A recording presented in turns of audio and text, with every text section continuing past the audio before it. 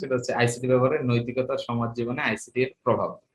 তো information technology অনেকগুলো সুবিধা দিছে, বাট চাইলে এর কারণে কিন্তু অনেক অসুবিধা হয়েছে। মানুষ চাইলে ইজিলি এখন বিভিন্ন টাইপের, ধরো তোমার অন্যায় করতে পারে, কারো ক্ষতি করতে পারে, কারো টাকা পয়সা চুরি করতে পারে, কারো পার্সোনাল ইনফরমেশন বিক্রি করে দিতে পারে, বিভিন্ন টাইপের কাজ করতে পারে। তো সেই ক্ষেত্রে নৈতিক হলে কিন্তু তোমার এই বিষয়গুলো অ্যাভয়েড হওয়া পসিবল। তো সেটাই আর কি, যে আমাদের একটু নৈতিক হতে হবে, কোনটা পজিটিভ, কারোর উপর কোনো নেগেটিভ ইফেক্ট পড়তেছে কিনা, একটা তথ্য প্রযুক্তি আমরা লিগ্যাল ইউজ না করে ইলিগ্যাল ইউজ করতেছি কিনা, এই বিষয়গুলো থেকে আসলে দূরে থাকতে হবে। নাহলে একটা সময় আসলে আমরা কুফল থেকে বের হতে পারবো না। সো এই নেতিবাচক প্রভাব কারণে তোমার কিছু ধরনের ঘটনা হয়, তো তার মধ্যে কিছু কমন হচ্ছে, দেখা যাচ্ছে যে সাইবার ক্রাইম। সাইবার ক্রাইম গুলো কি, যে ইন্টারনেটে কেন্দ্র করে যে সকল কম্পিউটার ক্রাইম সংঘটিত হয়, ইন্টারনেটকে কেন্দ্র করে, ঠিক আছে, মানে এটা ফিজিক্যালি না। সাইবার আক্রমণ এক ধরনের ইলেকট্রনিক আক্রমণ, যাতে ক্রিমিনালরা ইন্টারনেটের মাধ্যমে, কিসের মাধ্যমে, ইন্টারনেটের মাধ্যমে অন্য কারো সিস্টেমে বিনা অনুমতিতে প্রবেশ করে। তো কারো পার্সোনাল ইনফরমেশন বিনা অনুমতিতে প্রবেশ করলো, যায় ওই ফাইলগুলো ডিলিট করে দিল। তো আবার কি করতে পারে, একটা কম্পিউটার থেকে কম্পিউটারের ইয়েও ধ্বংস করে দিতে পারে। তো এই টাইপের কাজগুলো কিন্তু সাইবার আক্রমণের মধ্যে পড়ে। তো সাইবার আক্রমণে খুবই কমন একটা হচ্ছে হ্যাকিং। তোমরা সবাই হ্যাক নিয়ে কিন্তু জানো যে হ্যাকিং হচ্ছে একটা প্রক্রিয়া, ঠিক আছে, আর হ্যাকার হচ্ছে যারা ওই হ্যাকিংটা করে। তো এটা কি, যে কারো অনুমতি ব্যতীত কম্পিউটার বা কম্পিউটার নেটওয়ার্কে প্রবেশ করলাম, সে চায় না তুমি প্রবেশ করো, বাট তুমি প্রবেশ করে ফেলছো somehow। এটা তুমি আসলে হ্যাক করতেছো। হ্যাকাররা সাধারণত এইসব ইলেকট্রনিক যন্ত্রের ত্রুটি বের করে দিয়ে হ্যাক করে। তো হ্যাকারদের চিহ্নিত করা হয় টুপি বা হ্যাট দিয়ে। তো তারা আসলে কিছু হ্যাট করে থাকে, দেখো এখানে তিনটা হ্যাট আছে, একটা সাদা, একটা, তো এই হ্যাট গুলোরও কি আছে, কিছু রিজন আছে। তিন প্রকারের হ্যাটের মধ্যে একটা হচ্ছে হোয়াইট হ্যাট হ্যাকার। ওকে, তো হোয়াইট হ্যাট হ্যাকারে যেটা করে, যে একজন হোয়াইট হ্যাট হ্যাকার সিকিউরিটি সিস্টেমের ত্রুটিগুলো বের করে।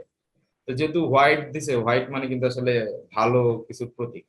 তো ওই সিকিউরিটি সিস্টেমের মালিকরে যায় বলে দেয় যে ভাই আপনার তো এই ত্রুটি আছে, এটা ঠিক করেন, নাহলে অন্য কেউ ঢুকে যাবে। অর্থাৎ সে আসলে ভালো হ্যাকার, এটা বুঝাইলো আর কি। আবার থাকে কিছু হচ্ছে গ্রে হ্যাট হ্যাকার। এটা হচ্ছে সিকিউরিটি সিস্টেমের ত্রুটিগুলো খুঁজে বের করে, তখন সে তার মতো কি করে কাজ করে। সে ইচ্ছে করলে সিকিউরিটি সিস্টেমের মালিকের ত্রুটি জানাতে পারে, অথবা তথ্য নিজের স্বার্থের জন্য ব্যবহার করতে পারে। তো সাধারণত গ্রে হেড হ্যাকারের মধ্যে হচ্ছে যে তোমার ডিফেন্সের সাথে যে হ্যাকার গুলা থাকে, অর্থাৎ ডিফেন্সকে হেল্প করার ক্ষেত্রে তারা আসলে ভূমিকা রাখে আর কি। যে কোনো একটা সিস্টেম ধরো খারাপ কাজ করবে, তো ওই সিস্টেমে ঢুকে যদি এটা বন্ধ করা যায় তাহলে বেটার। সেক্ষেত্রে আসলে গ্রে হেড হ্যাকাররা কাজ করে। দেন আসে হচ্ছে ব্ল্যাক হ্যাট হ্যাকার। তো ব্ল্যাক যেরকম নেগেটিভ, এখানে আসলে এটা দেওয়া বুঝাইছে যে ব্ল্যাক হ্যাকারে যেটা হয়, যে সিকিউরিটি সিস্টেমের ত্রুটি খুঁজে বের করে এবং দ্রুত ওই ত্রুটিকে নিজের স্বার্থে কাজে লাগায়। হ্যাঁ ভাই, ত্রুটি পাইছি, আচ্ছা নিজের বেনিফিট করে ফেলি। ধরো ত্রুটির মাধ্যমে কারো ব্যাংকের অ্যাকাউন্টের ইনফরমেশন নিয়ে সে অ্যাকাউন্ট থেকে টাকা তুলে ফেলতে পারে, অনেক কাজ করতে পারে। তো এবং মাঝে মাঝে যেটা করে সবচেয়ে বেশি যেটা হয়, সেটা আসলে যে কোনো একটা সিস্টেমে ঢুকে ভাইরাস ছড়ায় দেয়, ঠিক আছে। তারপরে তোমরা স্প্যামিং এর সম্পর্কে জানো, যে ভাইয়া অনেক সময় বলা যায় স্প্যাম করো না। স্প্যাম দিয়ে আসলে কি বোঝায়, যে কোনো ব্যক্তি বা প্রতিষ্ঠান নির্দিষ্ট কোনো ইমেল অ্যাড্রেসের শত শত, এমনকি লক্ষ লক্ষ মেইল প্রেরণের মাধ্যমে সার্ভারকে ব্যস্ত বা সার্ভারের পারফরমেন্সের ক্ষতি করে। অর্থাৎ স্প্যামিং এ যেটা হয়, যে ধরো কোনো কিছু গুরুত্বপূর্ণ কিছু না, কিন্তু দেখা গেলো যে একের পর এক ইমেল আসতেছে আসতেছে আসতেছে, হাজার হাজার ইমেল যখন একসাথে আসতে থাকে, যেটা আসলে গুরুত্বপূর্ণ না, ওই টাইপের সিনারি গুলো স্প্যামিং ধরা যায়। তো এটা ইমেলের জন্য বললাম, যে কারণ ইমেলটা অনেক বেশি পপুলার, বাট স্প্যামিং কিন্তু আরো অন্য ক্ষেত্রেও হতে পারে। মানে এটার মেইন কাজটা কি, দেখো এটা যদি তোমাদের একটু বলি, সেটা হচ্ছে তাহলে ওয়েবসাইটের কনসেপ্টটা কি। তুমি যখন একটা ওয়েবসাইট লিখো www ডট ধরো w3school.com, তখন আসলে যেটা করো, তুমি তোমার মোবাইল থেকে ওই সার্ভারে একটা রিকোয়েস্ট দাও যে ভাই আমাকে এই ভিতরে প্রবেশ করতে দেন। দেন তোমাকে সে কি করে, ওই যে পেজটাতে তুমি লোড করতে চাও, W3 স্কুলের ওই সার্ভার থেকে ওই পেজটা তোমার পিসিতে লোড করায়। এখন তুমি কি করলা, হাজার হাজার এরকম রিকোয়েস্ট দিলা, যেটা আসলে কি অবাঞ্ছনীয়, কোনো কাজের না, তুমি কোনোভাবে এটা দিতে থাকলাম। সো দেখা গেছে যে ওই সার্ভারের একটা লিমিট থাকে, সে এট এ টাইম কয়জন মানুষকে একটা পেজ লোড করাইতে পারবে। তোমার একার থেকে যদি 1 লক্ষ রিকোয়েস্ট আসে, সে আর বাকিদের কি দিবে।